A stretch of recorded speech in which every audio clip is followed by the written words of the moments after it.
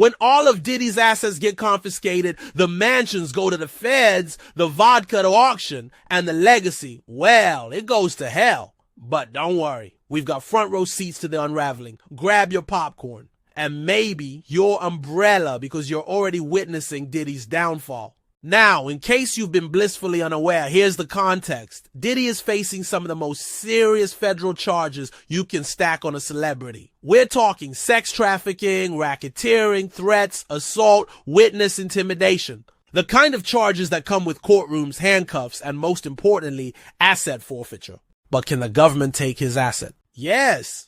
The government has the power, the paperwork, to take your stuff if they believe it was used to commit crimes or bought with dirty money. And according to prosecutors, a lot of Diddy's luxury lifestyle might fall into that category. So, now the feds are circling his empire like it's a luxury buffet and they've skipped breakfast. And what's on the menu, you ask? Number 1, real estate. Number 2, private jets. Then there are luxury cars, his businesses, his jewelry, his art collection, and quite possibly his industrial stockpile of baby oil. Now that the feds are metaphorically and literally holding the keys to Diddy's empire, let's take a look at the showroom floor of what's up for grabs. You know the type of house is so big they need golf carts just to reach the other end of the kitchen? Yeah, those gone, confiscated.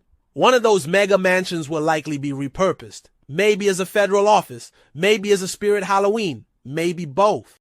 The pool? Now available for FBI team building exercises, because nothing says law enforcement morale like a cannonball contest.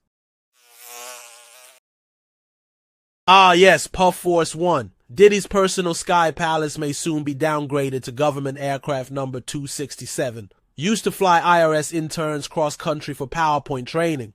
Or maybe it'll moonlight as the world's most overqualified Uber Eats delivery vehicle. Either way, Diddy's going from private jet swagger to middle seat, back row, next to the guy who eats egg salad on planes.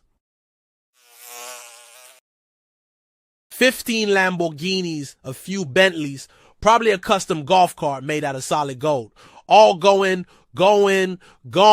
You'll see them at the government auction parked between a busted paper shredder and a retired FBI van. And don't be surprised if a few Escalades show up next month with government plates. And the businesses? Oh, honey, they're toasted. You know it's bad when your entire brand portfolio is being reviewed by people who wear badge lanyards and carry clipboards labeled Exhibit A. Bad Boy Records? The label that brought us Biggie, Mace, and Diddy Bops might soon be managed by someone named Linda in the Treasury Department. Imagine a federal agent trying to figure out royalties for more money, more problems while eating a tuna sandwich at their desk. What about Sean John? From vote or die to subpoena or surrender. The next clothing drop might be beige, boxy, and smell like sealed court documents. It will be like Runway meets tax audit. Ancombs Enterprises, We Rock, and De Leon, once the VIP passed to Diddy's luxury image, will be served chilled by Uncle Sam. So expect the next IRS holiday party to include bottle service. Just don't ask who's paying. Spoiler, it's still you.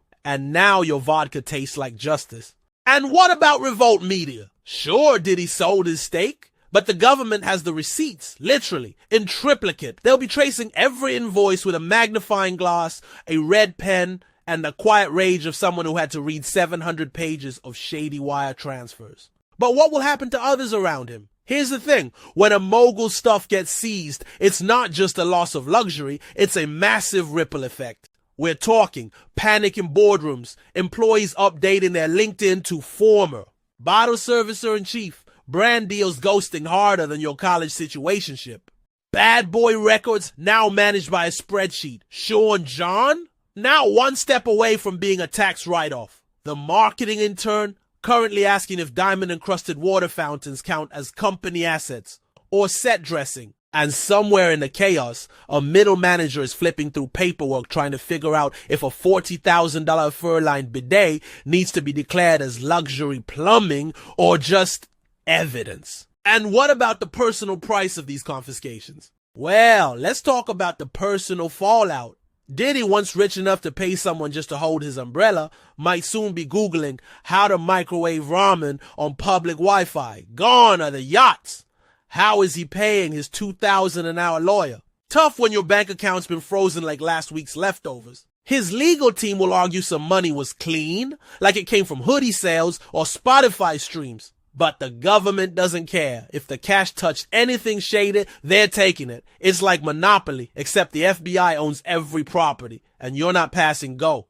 So what happens to the Diddy brand when the feds roll in like it's Black Friday at a luxury auction? Well, the legacy enters a weird limbo, somewhere between hip-hop royalty and tax season cautionary tale. Will he be remembered as a music mogul, or as the guy whose tequila line got turned into government party punch? Expect memes, think pieces, and definitely a Peacock miniseries starring Lakeith Stanfield in a velvet tracksuit.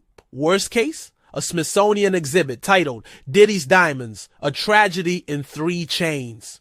The jets? Gone. The outfits? Gone. The ego? Still very much intact. But the drama, the glorious downfall, is eternal. So next time a rapper posts 14 Rolexes and a bottle of Ciroc, remember, the government doesn't double tap. It just confiscates. Drop your fantasy auction bids and Diddy's asses in the comments. Like, subscribe, and stay tuned. Because in America, nothing goes harder than fame, except karma.